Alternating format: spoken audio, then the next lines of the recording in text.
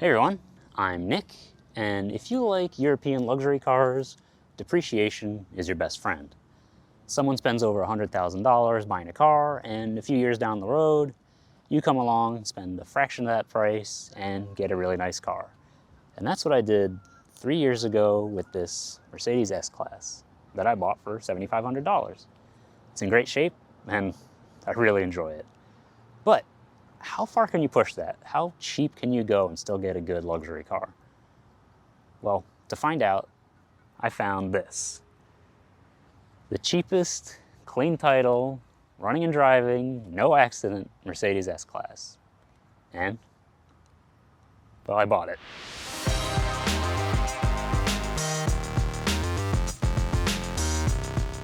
So this is my 2004 S500. If you've been watching the channel, you might recognize it because I made a few videos on it, including a radio install, backup camera, and a dash cam. But let me tell you a little more about it. This was a one-owner car that was dealer serviced and spent its whole life before getting here in the South. And I was really lucky to only pay $7,500 for it because part of the reason was that I bought it at a particularly low point in the market for these cars. So this, on the other hand, is also mine, and it's a 2001 S500. Now it has a slightly different history from this car because it has 3 previous owners, it spent its entire life in the Northeast, and it has just shy of 200,000 miles.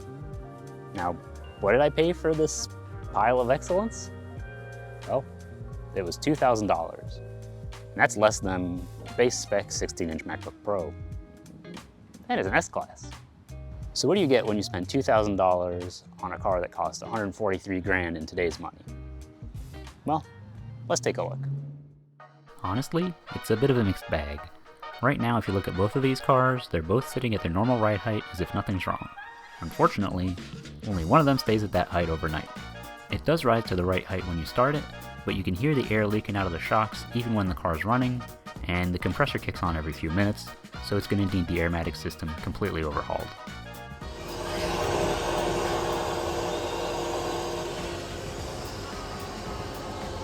Cosmetically, the paint could use a buff in most places, and there's rust bubbling up at the bottom of the doors and on the front fenders. But that's pretty common with early S-Classes in this generation, and it can be fixed. It's not great, but for $2,000, we won't complain. As you may have noticed looking at these two cars side by side, the black S-Class is the original design, while the silver one is the 2004 facelift. So let's take a look at some of the differences. The 2001 doesn't have the projector headlights, though you can swap them in for the newer look. The taillights are also a little different. The original 2 clear stripes were similar to the C-Class and E-Class at the time, but the facelift got a more modern look with the 4 stripes. Before the facelift, the buttons were a little blobbier, in the mid-90s style that was also in the early ML trucks. The dash buttons are also rocker switches. They were updated to sleeker buttons in the facelift, and those still look pretty modern today. The radio and navigation have different configurations, with the 2001 being a little bit more involved to upgrade. The styling changed in 2004, and this is actually an aftermarket head unit I installed. I'll leave a link to that install in the video description if you want to check it out. For the rest of the interior, they're pretty much identical. Our $2,000 S-Class could use a clean, and it smells a little bit like smoke and little trees, though at least it isn't black ice. But it's in surprisingly good shape. The leather is in surprisingly good condition. Besides that, that is the thing. It's crazy because everything you see online is like shredded here. Always. The interior is so nice.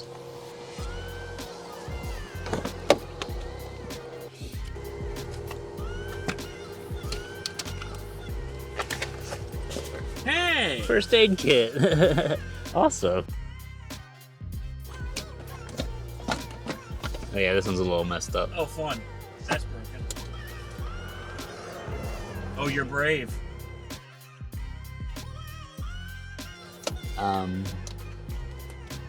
Oh, this has the coin thingy. All right. From not from the person who got the car from. That's probably what's the cause of the drain, if there is one. Oh, this stuff? The old telematics system. Oh, yeah. Oh, so dirty. Oh, it's sticky too. Ugh. Gross. Buttons. It's got the books and everything, so what is it? This is the command. Command navigation system discs. Yeah. Those are worth money on eBay. This is the New England, I think. That's pretty cool. Yep. I don't know what this is. Oh, more discs. Oh, it's the whole stack. 2 more discs plus So a manual. They updated them. Yeah. That's catching. Oh, yeah. There you go. Nothing in there. Oh, let's see. That works. Okay, there is rice in this car. That looks like a USB port, but I know it's a light. Oh, the power port is right there. The 12 volt. Is that a toothpick? Yep. I love the mats over the Mercedes mats. That's cool. You gotta clean Cup those. holder needs to be cleaned. This What's is in here? nothing. Also very clean in there. Very The nice. leather is once again quite nice. A little leathery, and this is gonna be super plush. Anything in there? Nothing. Okay. Oh, can you go press the sunshade button? Oh, we're gonna be daring today, huh? Yeah. Yep. Nice. And back down.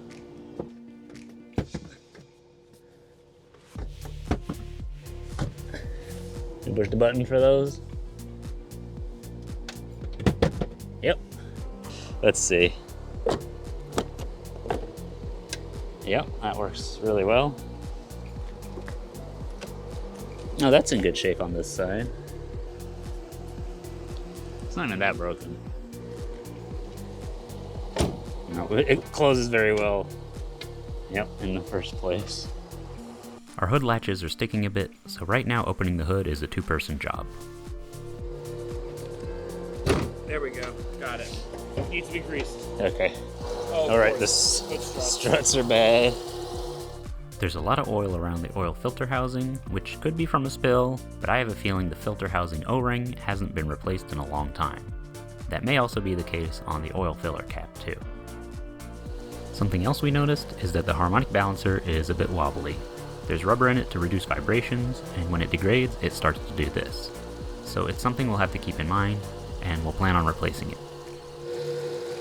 Dang. It's cold. It's the frost. It's frosted. Oh. It's very cold actually. It means the AC works. Oh, interesting. That's good. Or at least it would if the blower motor worked. One of the things I really like about the S-Class is the size of the trunk. Now, whether it's the nicest or the cheapest, well, they're the same size, but it looks like this one's gonna need a little work. But let's see. So if you need to get in with your key in one of these, key comes out of the fob. Slide it in, turn. Oh, it's supposed to be turn and push. Oh, I was turning the wrong way. So the trunk size is the same. It is the same. Let's actually take a look here. We got a battery, it was quite low, so that's why it's visible. But let's see. We have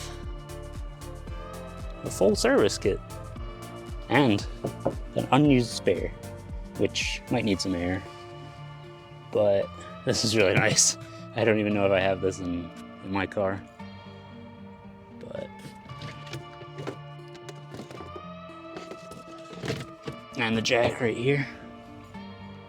That's nice. And yeah, and it comes with, and we have the net. We got our cargo net. And the person who owned it before took really good care of it because they put this extra set of mat in and then turned the Mercedes mat upside down. Oh, this is why that. Yeah, that is upside down. It even has the original battery cover. Yeah. Oh, I don't even think I have that in mine. Oh, wait.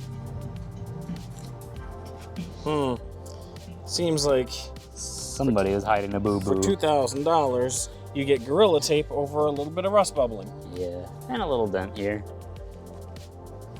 That can be worked out. Our tires? Well, they can't be worked out. The newest one is 8 years old with a date code of 2016, one is 16 years old, and the last two are 17 years old, so they were probably put on by the first owner.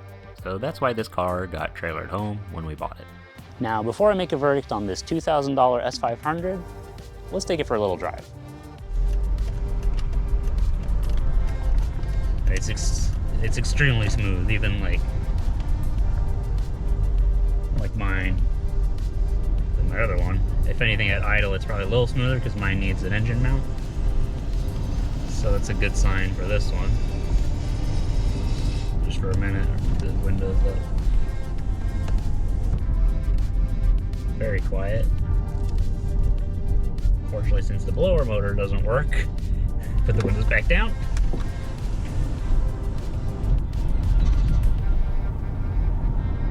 Yeah, it rides like you expect an S-Class to ride, which is, even in this condition, a lot nicer than many, many things on the road. It's a little embarrassing having the squeaky. Yeah. But not bad. It's really smooth. It's very quiet, ignoring the front left squeak. Comfortable. Probably could adjust my seat back a bit. The engine feels responsive. Just that squeak, it's just so bad. The engine feels good, it shifts smooth. I mean, I know we're not going very fast, but... So after that quick drive, I mean, besides the fact that tires are practically ancient at this point, the engine's really smooth, the ride's really smooth. We've got some really loud creaking in the front left that we'll have to deal with. Quite good. I mean, the brakes could be a little better, but there's no warning lights on the dash. The engine's running perfectly fine, no overheating. And, you know, aside from the blower motor not working, I know the radio works. Everything else seems fine. Now for a little comparison, let's take the other one for a drive. Now, already getting started, I'm a lot more confident in this car because the tires are brand new. The brakes are recent, and I did them myself. And, yeah, I mean, I've driven this thousands of miles already. There's no crazy squeaking on our suspension, which is actually still factory. So, it's been holding up really well. Factory, but we don't know if it's original. That's true, we don't know if it's been replaced. Also, the seats are so Yeah, plush. the leather is much softer on this. I think that's more of a function of previous ownership. This one was probably garaged. I don't think the other one was. It's, I'd say, about as smooth. I think there is a trade-off on this car because it's on 20-inch rims, but it's still extremely smooth. I think there's just less sidewall to take up imperfections in the road. Engine very smooth, as expected. Now, because this is a facelift, or no, because this is 2004, which happens to be when the facelift was introduced, it has the 7-speed automatic transmission, so it does shift more at lower speeds. Still very smooth. Yeah, I would say that little section we just passed, it was absorbed a little more because of the thicker tires on the other car. But hey, some things are worth it for the car to look this cool.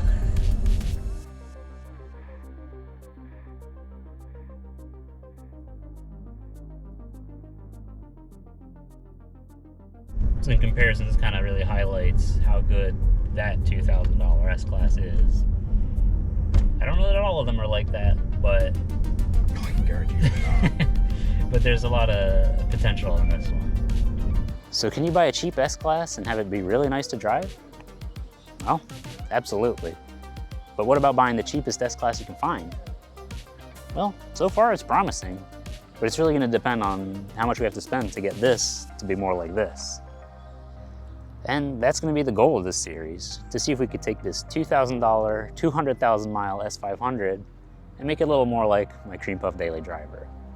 Subscribe to find out how much it's gonna cost and if it's even possible. Leave a like and comment if you think we're headed for financial ruin. Again. Next time on this car, We'll be replacing the entire air suspension, so tune in for that. This is gonna be a lot of work. Thanks for watching, and I'll see you next time.